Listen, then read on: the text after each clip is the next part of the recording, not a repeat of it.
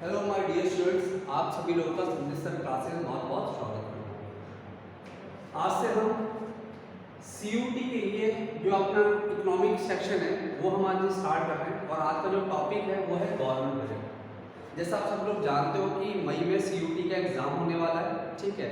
मैं इकोनॉमिक्स के 1 बाय 1 करके चैप्टर्स आपको डिटेल में समझाऊंगा, कुछ चीज़ें बोर्ड्स पे भी लिखूंगा। आप इस लेक्चर को ध्यान से सुन करके अपने भी नोट्स प्रिपेयर कर सकते हैं।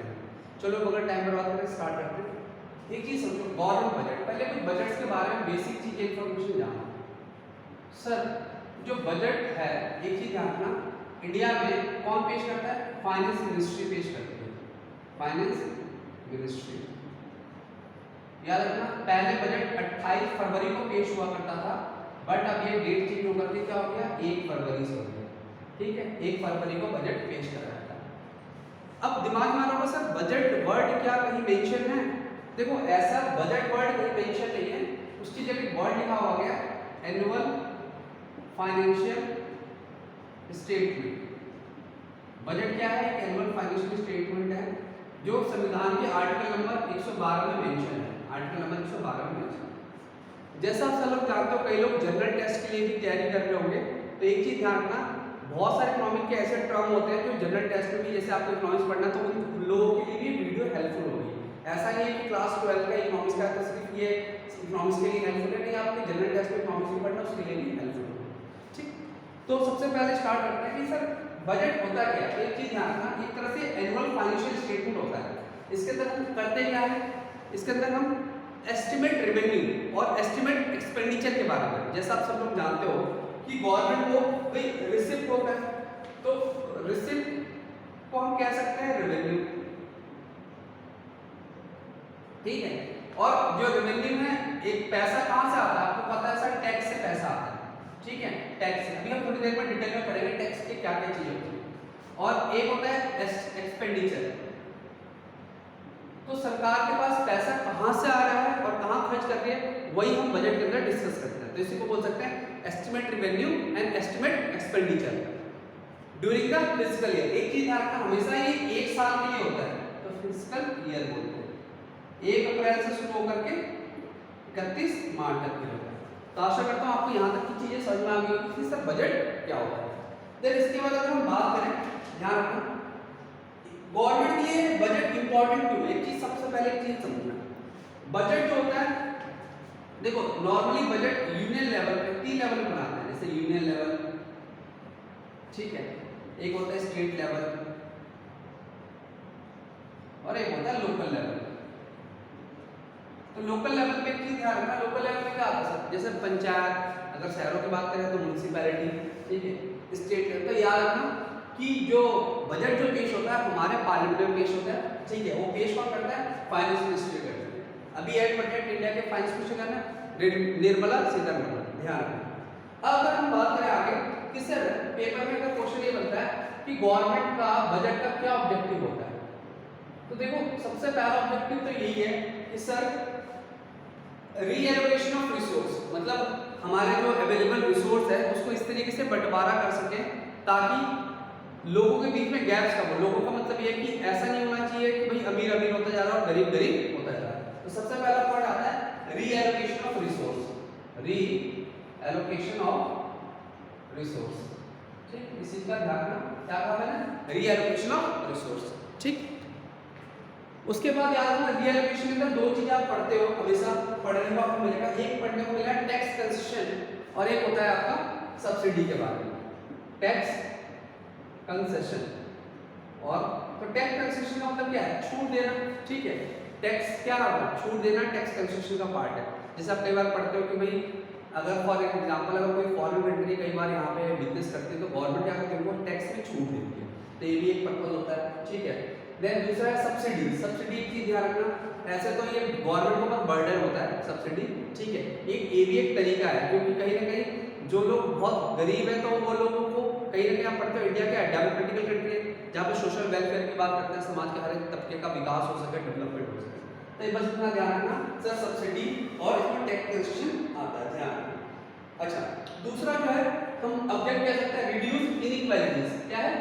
इनइक्वालिटीज, वही वाली बात कि अमीर अमीर ना हो, ज्यादा अमीर से मतलब अमीर और गरीब के बीच में फासला कम से कम हो, ये हमारा बजट का पर्पस होता है। ठीक है, जैसे इसके अंदर आपको पढ़ने को मिलेगा, जैसे यार ना एक हमारी बुक के अंदर एनसीईआरटी के अंदर दे रखा है प्रधानमंत्री उज्ज्वला योजना, जो कि किससे रिलेटेड है, एलपीजी से रिलेटेड है, एलपीजी सिलेंडर की बात कर रहे हैं। ठीक है, यहाँ पे एलपीजी वो मत समझ लेना लिबरेशन प्राइवेटाइजेशन रेगुलेशन, यहाँ एलपीजी सिलेंडर की बात कर रहे हैं। ठीक है, तो कहीं ना कहीं आप पढ़ते हो कि सब्सिडी दी जाती है गवर्नमेंट के द्वारा।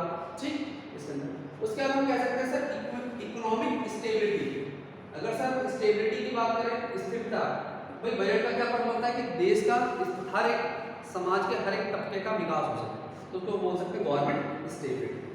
और अगर उसकी हम बात करें फिर आगे मैनेजमेंट ऑफ पब्लिक इंटरप्राइज, जैसा आप सब लोग जानते हो कि हम दो पार्ट में पढ़ सकते हैं। एक होता है पब्लिक इंटरप्राइज, जब गवर्नमेंट का जो शेयर्स है किसी भी पीएसयू के अंदर, पीएसयू किसको बोलते हैं पहले समझो, 51% से ज़्यादा या 51% अगर गवर्नमेंट का शेयर होता है तो उसको हम पब्लिक सेक्टर बोलते हैं। इसका उल्टा कर दोगे, अगर 51% प्राइवेट का हो तो प्राइवेट बोल कहता है। इंडिया की ऐसी इकॉनमी है, याद रखना मिक्स्ड इकॉनमी है, यहाँ पे प्राइवेट और पब्लिक दोनों चीजें चलती हैं।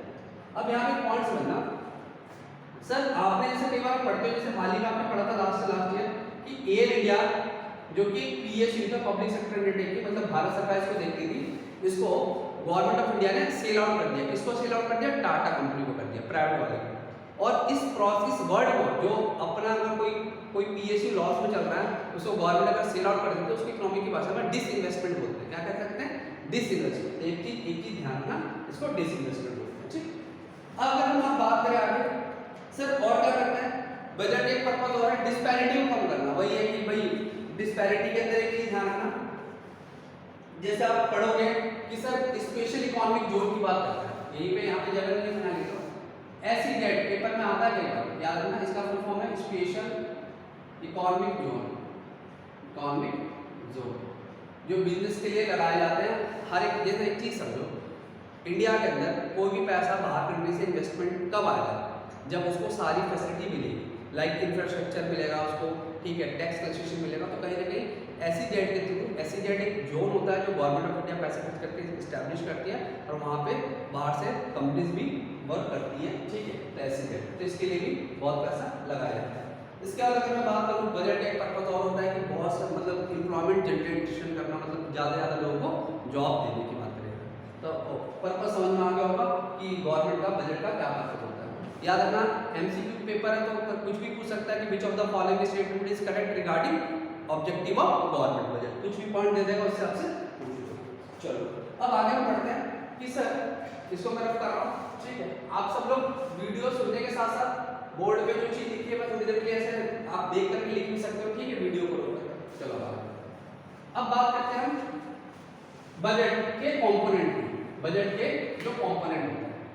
तो अभी हम कह सकते हैं सर जो कंपोनेंट होते हैं बजट के, वो बेसिकली हम दो पार्ट में पढ़ते हैं। एक पढ़ते हैं रेवेन्यू बजट और एक हम पढ़ेंगे कैपिटल बजट। Capital budget. अब रेवेन्यू में भी दो पार्ट आपको पढ़ने को मिलेगा। एक आपको मिलेगा रेवेन्यू रिसिप्ट, रेवेन्यू रिसिप्ट, और एक रेवेन्यू एक्सपेंडिचर। मैं इसको शॉर्ट में लिखता हूँ R revenue receipt, revenue expenditure. इसी तरीके से कैपिटल में भी दो चीज मिलेगा, कैपिटल रिसिप्ट और कैपिटल एक्सपेंडिचर। अब एक चीज समझना, वन बाय वन करके हम डिस्कस करते हैं आपको क्वेश्चन। सर जैसा आपने भी स्टार्टिंग में बताया कि बजट क्या है, estimation of revenue and estimation of expenditure. तो यहाँ पे जो रिसिप्ट होता है, तो एक चीज ध्यान रखना, सरकार को दो तरीके से पैसा मिलता है, एक मिलता है टैक्स से और एक मिलता है नॉन टैक्स। टैक्स क्या है सर, टैक्स एक कंपलसरी पेमेंट है। याद रखना टैक्स एक लायबिलिटी है जो देना ही देना है।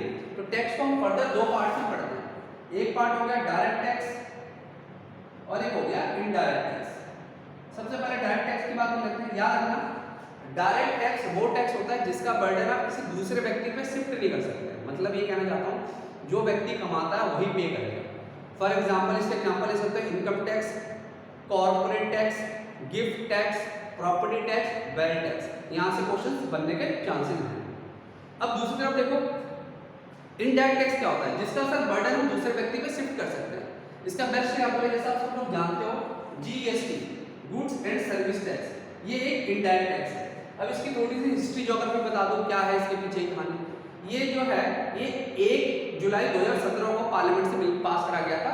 उस टाइम हमारे फाइनेंस मिनिस्टर थे अरुण जेटली जी, जो कि आज के टाइम में इस दुनिया में नहीं है। एक पॉइंट समझना, जो जीएसटी है ये पार्लियामेंट से बिल पास करवाया गया था।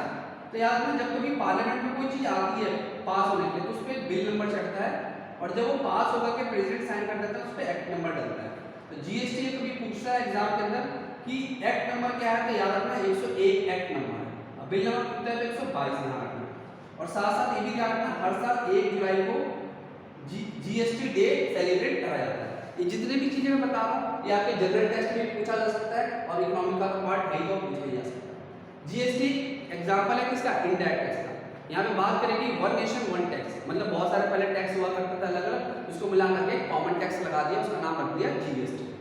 याद रखना जीएसटी के अलग अलग स्लैब रेट होते हैं, जैसे हम कह सकते हैं जीएसटी का फिलहाल जैसे 0%, 5%, 12%, 18% और सबसे हाईएस्ट 28%। ये सरकार डिसाइड करती नहीं है। इसके अंदर एक चीज ध्यान रखना, टैक्सेस में क्या बदलाव करना है क्या नहीं करना है, जीएसटी में उसके लिए जीएसटी काउंसिल अलग से बनाई गई है, वो चीज उसका काम है ये रेट निकाल करना। अब आ रहा है टॉपिक पे सर, तो इनडायरेक्ट टैक्स बताई थी आपने, जिसका बर्डन आप दूसरे व्यक्ति पे शिफ्ट कर सकते हो।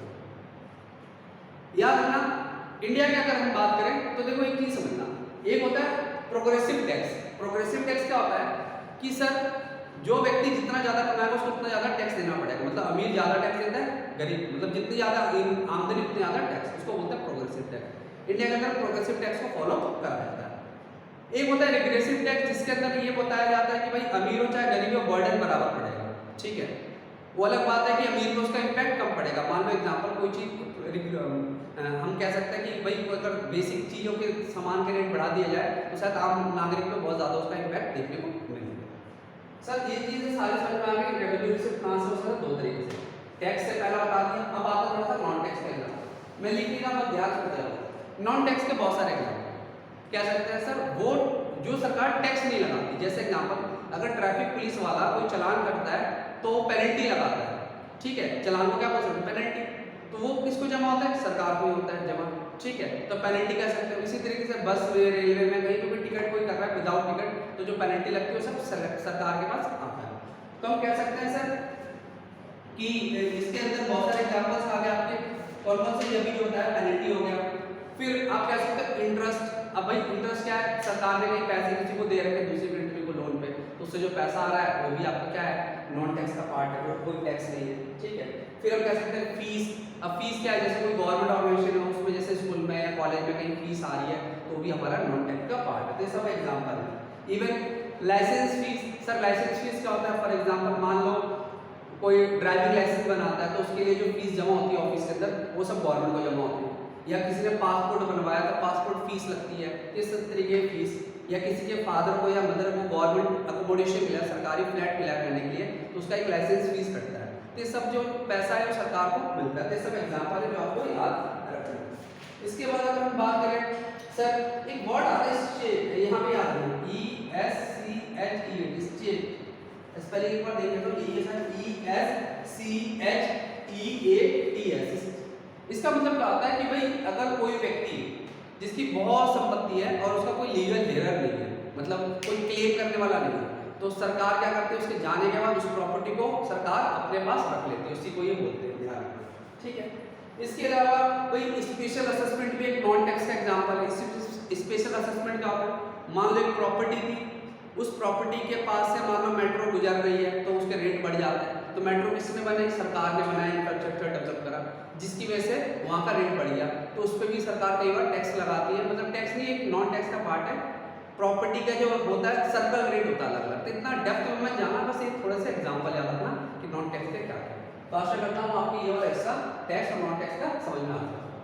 अब आपके मन में ख्याल आ रहा होगा, सर एक चीज बताओ कि टैक्स नॉन टैक्स तो समझा दिया, तो ये डायरेक्ट टैक्स क्या होता है? रेवेन्यू रिसिप्ट क्या होता है? इसकी एक कंडीशन है, यहाँ पे लिखा neither create a liability nor reduce any assets. ये चीज ध्यान रखना। सर ये क्या लिखा थोड़ा सा समझाओ। नॉन रिड्यूस एनी एसेट्स, एक चीज दो कंडीशन देखो, चीज इंग्लिश का पहले सुन लो, नाइदर के साथ नॉट लगता है।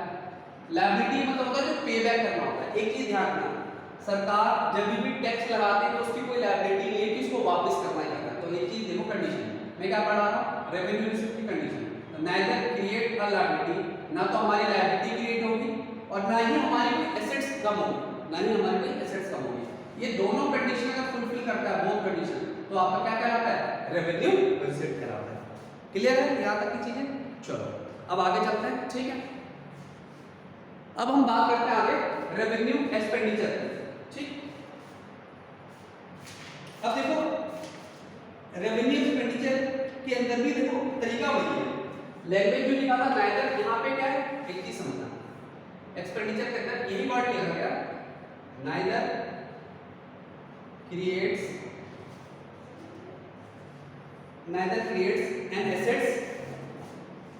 an assets nor reduce any liability। याद रखना जब भी रेवेन्यू रिसीप्ट या रेवेन्यू एक्सपेंडिचर की बात करूंगा तो दोनों कंडीशन आपको फुलफिल करनी है, बोथ कंडीशन। सर रटना नहीं है, समझना है। यहाँ वाला वर्ड और यहाँ वाला वर्ड सेम है, बस फर्क क्या है, एसेट्स ऊपर चला गया, लायबिलिटी नीचे होगा। सर ये चीज समझाओ जरा, रेवेन्यू एक्सपेंडिचर का एग्जांपल। भाई रेवेन्यू एक्सपेंडिचर का एग्जांपल है, जैसे एग्जांपल समझना कि सर मान लो हमने क्या करा, पेंशन की पेमेंट कर रहे हैं, तो भाई पेंशन अगर हम किसी को दे रहे हैं तो क्या हमारी कोई एसेट्स बन रही है, नहीं बन रही, ना तो हमारी कोई लायबिलिटी कम हो रही है, तो दोनों कंडीशन फुलफिल हो रहा, तो क्या है, रेवेन्यू एक्सपेंडिचर है। मान लो एग्जांपल हम कह सकते हैं कि सर यहाँ पे मान लो एग्जांपल सैलरी दे रहे हो, इंटरेस्ट की पेमेंट कर रहे हो, तो ये सारे किसके एग्जांपल है, रेवेन्यू एक्सपेंडिचर। आशा करता हूँ यहाँ तक की चीजें समझ में आ रही। चलो अब आगे चलते हैं, अब हम बात करेंगे एक्सपेंडिचर की। तो सबसे पहले कैपिटल एक्सपेंडिचर, देखो कैपिटल पहले ऐसा करते हैं, रिसिप्ट की बात करते हैं, कैपिटल रिसिप्ट की बात करते हैं, कोई बात नहीं, पहले रिसिप्ट की बात करते हैं। तो रिसिप्ट के अंदर की ध्यान रखना, आपको कुछ नहीं करना, यहाँ पे रिसिप्ट के अंदर पहले कंडीशन रखना कि आइदर लगेगा, आइदर create a liability,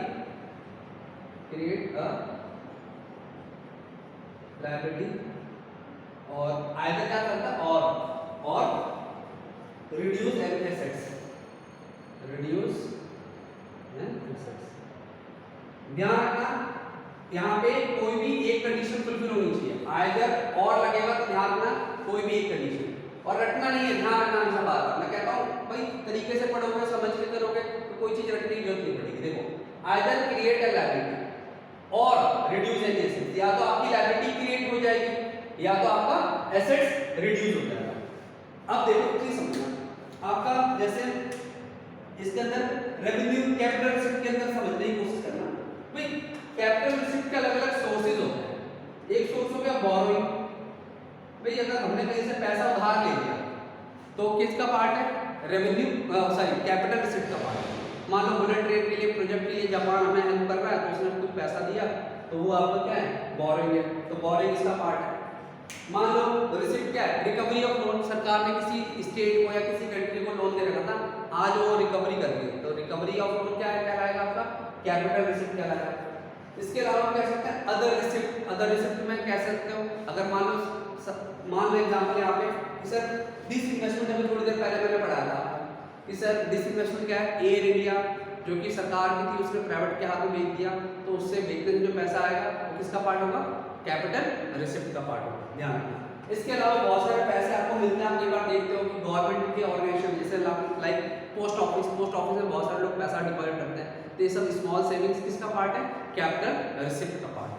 एक चीज का ध्यान रखना, तैयार रखना, ये है आइदर क्रिएट अ लायबिलिटी, तो यहाँ पे लायबिलिटी क्रिएट होती है क्योंकि पोस्ट ऑफिस जो भी पैसा जमा करा रहा है एक समय बाद वो अपना क्लेम करेगा, जितने साल के लिए उसने जमा कराया है, जितने टाइम पीरियड। तो आशा करता हूँ यहाँ तक की चीजें समझ में आ गई। अब आया हम कैपिटल एक्सपेंडिचर, याद रखना यही है कि आइदर यहाँ पे तो था नाइदर, यहाँ पे आइदर ही है, तो यहाँ पे लिखेंगे आइदर, देखो create an assets, either create an assets और reduce a liability,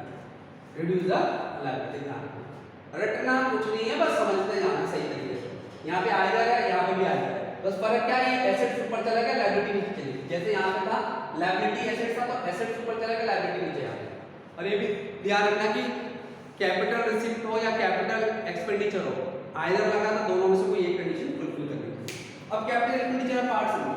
मान लो सरकार ने हॉस्पिटल बनवाया, कोविड हॉस्पिटल बनवाया, तो कहीं ना कहीं सरकार की क्या है, either create an asset, hospital बनेगा तो एसेट्स क्रिएट होगा, ठीक है। या ऐसा कह सकते हो जो बोरोइंग ले रखा था, बाहर से हमने पैसा लिया था बुलेट ट्रेन के लिए, आज उसकी हम पेमेंट दे रहे हैं, तो कहीं ना कहीं रिड्यूस, मतलब पेमेंट मतलब प्रिंसिपल अमाउंट उसका रिटर्न कर रहे हैं, तो कहीं ना कहीं रिड्यूस इन लायबिलिटी, हमारी लायबिलिटी क्या होगी, कम होगी। इस चीज का ध्यान रखना। तो यहाँ से पेपर में क्वेश्चन बन सकता है इनकी कंडीशंस को लेकर, ठीक है, क्लियर है, ध्यान। तो उम्मीद करता हूँ आपको यहाँ तक समझ में आया होगा। इसको हम 2 पार्ट में रखेंगे वीडियो, ये पार्ट 1 है, ठीक है। आज इसको देखो अच्छे से, और जो भी चैनल पे नए हो तो प्लीज़ चैनल को सब्सक्राइब करना ना भूलें, और नेक्स्ट पार्ट के लिए मैं कल इसकी वीडियो अपलोड करूँगा। और प्लीज़ कमेंट बॉक्स में कमेंट करके जरूर बताइए कि आपको ये वीडियो कैसी लगी। अच्छा लगे तो लाइक करें, अच्छा ना लगे तो डिसलाइक जरूर करें, और अपने कमेंट्स जरूर बता के जाए कि आपको उसमें अच्छा नहीं लगा। Thank you for watching this video, have a nice day, take care.